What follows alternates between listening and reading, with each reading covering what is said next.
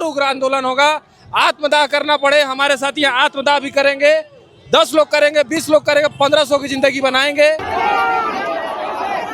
डर बना हुआ है कि बच्चे को कुछ ना, हम लोग तो झेल रहे हैं पर बच्चे को भी इस मुसीबत में जो है सामने लाना पड़ रहा है। हमारी मजबूरी बन गई है। तो इसलिए हम कह रहे हैं कि जो सरकार निकम्मी है वो सरकार बदलनी है।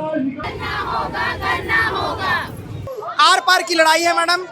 जब तक संविलियन नहीं होगा यहाँ से हम हटने वाले नहीं हैं। शिक्षा मंत्री के गृह जिला में आकर के हम 13 दिनों से उनको आवाज लगा रहे, उनके पास 2 मिनट का भी समय नहीं है। इस सुविधा से वंचित क्यों रखा गया? तो आज छत्तीसगढ़ की शिक्षा चरमरा गई है। करते हैं और जानने की कोशिश करते हैं कि किस प्रकार से ये पूरा आंदोलन आगे बढ़ेगा और क्या कुछ होगा।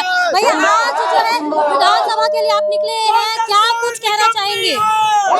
हम सरकार से अपील करना चाहते हैं कि आज हमारा 13वें दिन हड़ताल है और सरकार हमारी बातों को नहीं सुन रही है। हमको सरकार से निवेदन करते हैं, इस रैली के माध्यम से निवेदन करते हैं कि अतिथि शिक्षक विद्यामितान को सरकार नियमित करे, रेगुलर करे।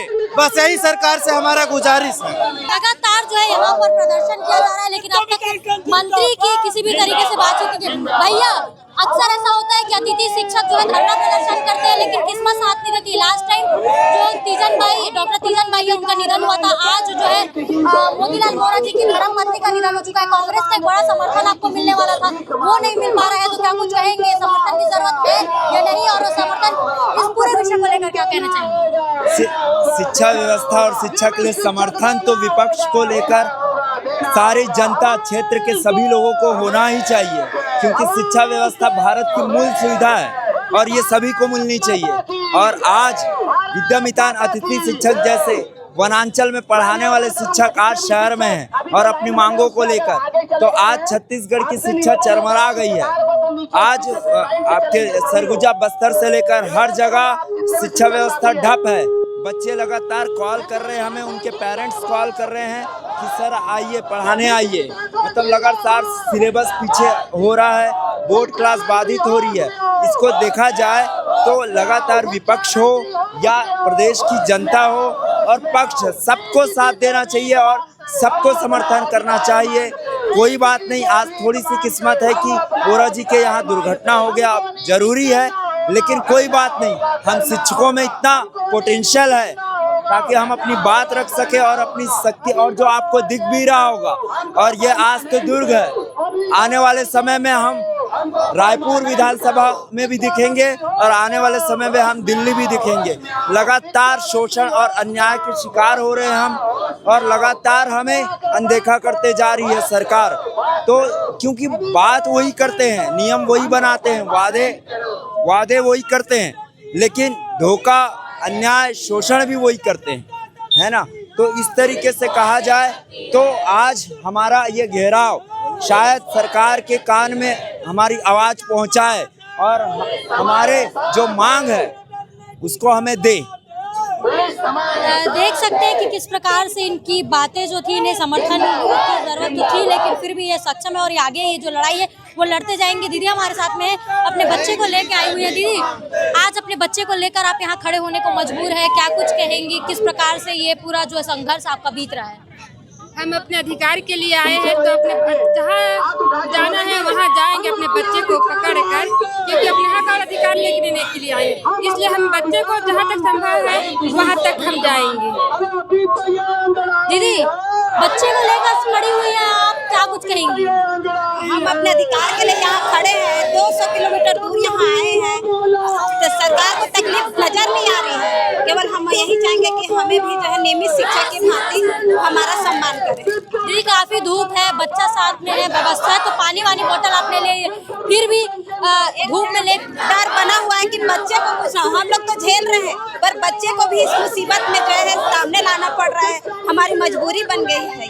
सरकार इसको भी नहीं नजर देख रही है। सही बात बोल रही है कि इनकी तो मजबूरी है, लेकिन इनकी जो ये पूरी धरना प्रदर्शन का जो बोलना चाहिए एक भुगताना वो बच्ची भी भुगत रही है, क्योंकि धूप में यहाँ पर खड़ी हुई है। लगातार जो है वो इस धूप में झुलस रही। हालांकि जो माताएं बहनें उन्होंने उनके खाने पीने का इंतजाम किया, लेकिन फिर भी धूप में उन्हें खड़ा होना पड़ रहा है और इस प्रकार सरकार से जो है इस पूरी समस्याओं से बच्चों को भी झेलना पड़ रहा है। दीदी और भी यहाँ पे मौजूद है। दीदी क्या कुछ कहना चाहेंगे दीदी? मैं सरकार से निवेदन करती हूँ, शिक्षा मंत्री से, कि जल्द से जल्द हमारा नियमितीकरण करें, क्योंकि हम 11 वर्षों से काम कर रहे हैं। हम भी नियमित शिक्षक के बराबर ही काम करते हैं, तो हमें इतने वर्षों से इस सुविधा से वंचित क्यों रखा गया है, और हमें छुट्टी के साथ साथ 12 महीने का पेमेंट और नियमितीकरण का अधिकार दें। लगातार जो है ये समस्याओं से लड़ भी रहे हैं और यही बातें के द्वारा कहा जा रहा है कि लगातार लड़ते जाएंगे। भैया आज धूप निकला है, उस दिन बारिश थी और लगातार ये जो आपका आंदोलन 13 दिन लगातार चल रहा है, तो किसको और किस हिसाब से देखा जाए? मैडम ये तो अभी शुरुआत ही समझ ली सरकार। भले हम 13 दिन से बैठ रहे हैं यहाँ पर मैडम, सरकार सुध लेने नहीं आई है। हमारे साथी इतने आक्रोशित हैं मैडम अपने अधिकारों को लेकर के, इस बार ये सोच के बैठे हैं आर पार की लड़ाई है मैडम। जब तक संविलियन नहीं होगा यहाँ से हम हटने वाले नहीं हैं। मात्र 2 किलोमीटर का परमिशन दिया गया है, प्रशासन परमिशन नहीं दे रही आपको आगे जाने के लिए। नहीं जाने दे रही है, वहीं बैठेंगे जब तक कोई सम्मानजनक व्यक्ति आके हमारे साथ बात नहीं करेगा, हम नहीं उठेंगे वहाँ से।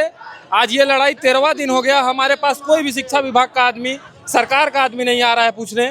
कल हमारे साथियों ने मुंडन करवाया है, उसके बावजूद नहीं। आज विधानसभा घेराव आज यहाँ से निकाले हैं, फिर 2 दिन बाद हम लोग रायपुर में विधानसभा घेरेंगे अगर हमको नहीं जाने दिया तो। 8 तारीख को ये आपके मामलों को लेकर, मतलब आपकी मांगों को लेकर फैसला आने वाला था, क्या कुछ फैसला है? क्या आप कोई फैसला नहीं आया, कोई चर्चा नहीं हुआ है, इसलिए भीड़ आज यहाँ इकट्ठा हुई है।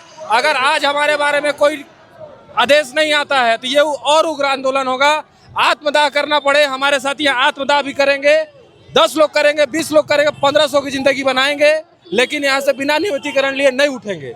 बड़ी बात कही गई है कि 10 लोग आत्मदाह करेंगे, 15 लोग आत्मदाह करेंगे, लेकिन 1500 अतिथि शिक्षक की जिंदगी जो है आज यहाँ से सवार के जो है अतिथि शिक्षक जाएंगे। लंबे समय हो गए हैं, लेकिन मंत्री जी जैसे अपने कान पर हेडफोन डालकर बैठे, उन्हें इनकी आवाज़ सुनाई नहीं दे रही है। मेरे पीछे आप देख सकते हैं कि कितने लाइनबद्ध तरीके से जो है महिलाएं जा रही है, अपना प्रदर्शन कर रही हैं, लगातार नारे लगा रही हैं। मंत्री जी क्या कुछ कहना चाहेंगे? मैडम हमारा यहाँ जो है रैली, हम शासन से 13 दिनों से ये मांग कर रहे हैं कि हमारा संविलियन होना चाहिए। 10 से 11 वर्ष हम लोग को हो गया है, शासन हमारी शोषण कर रही है, सरकार हमारी बात सुन नहीं रही है। शिक्षा मंत्री के गृह जिला में आकर के हम 13 दिनों से उनको आवाज लगा रहे हैं, उनके पास 2 मिनट का भी समय नहीं है, यहाँ से गुजरते हुए जाते हैं, लेकिन कभी हमसे बात करने के लिए नहीं रुके। आज हमें उन्हें दिखा देना चाहते हैं कि वाकई में हम जो शिक्षक हैं अपनी मांग को पूरा करा करेंगे। आज का यह विधानसभा घेराव रायपुर तक हमारा पैदल यात्रा है, जो हम करके रहेंगे और हमारी ये मांग पूर्ण करके रहेंगे। लगातार सरकार निकम्मी है कि नारे लगा रहे, क्यों निकम्मी हो गई आपके लिए सरकार? सरकार इसलिए निकम्मी हो गई है मैडम, आज हमारे हड़ताल का 13 दिन हो गया, 13 दिन में एक भी दिन सुध लेने नहीं आ रही है सरकार, तो इसलिए हम कह रहे हैं कि जो सरकार निकम्मी है वो सरकार बदलनी। ये जो नियमितीकरण की बात है, ये मोदी की गारंटी में भी रखी गई थी, लेकिन इस मोदी की गारंटी को जो है अब तक पूरा नहीं किया गया। 2.5 साल का ये पूरा कार्यकाल हो चुका है। जितनी दूर आप देखेंगे उतनी दूर ये लाइन नजर आएगी, इनके हौसले नजर आएंगे जो बुलंद है, और ये हौसले जो है थमने का नाम नहीं ले रहे हैं, चाहे बारिश हो, धूप हो, या फिर गर्मी हो, या फिर किसी प्रकार की और कठिनाई हो। इनके हौसले कम नहीं हो रहे हैं, हौसले निरंतर बढ़ते जा रहे हैं। अपनी मांग को अगर पूरा करवाना है तो इस राज्य में कहीं ना कहीं सड़कों पर उतरना पड़ेगा, तभी शायद जो है इनकी कार्रवाई होगी या इनकी मांग सुनी जाएगी। लेकिन सबसे सोचने की विषय यह है कि इतने दिनों में इसी जिले में रहने वाले जो मंत्री हैं वो यहाँ पर नहीं पहुँचे।